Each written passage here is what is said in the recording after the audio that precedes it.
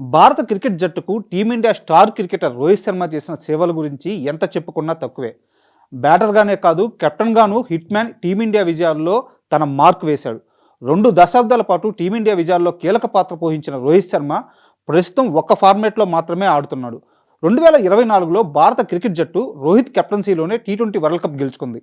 11 ఏళ్ల తర్వాత మన జట్టుకు ఐసీసీ టైటిల్ అందించిన ఆ ఘనత ఒక్క రోహిత్ శర్మకు మాత్రమే దక్కుతుంది. అంతేకాదు 17 ఏళ్ల తర్వాత ఇండియా రోహిత్ కెప్టెన్సీలోనే టీ20 వరల్డ్ కప్ నెగ్గింది.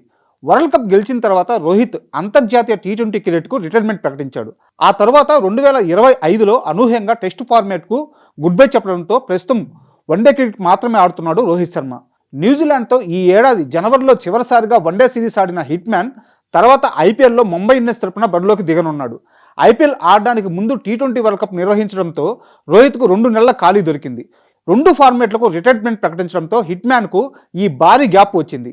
ఈ గ్యాప్లో రోహిత్ రెస్ట్ తీసుకోవడానికి, ఫ్యామిలీతో టైం స్పెండ్ చేయడానికి, సరదాగా టూర్స్ వెళ్ళడానికి కావాల్సినంత టైం ఉంది.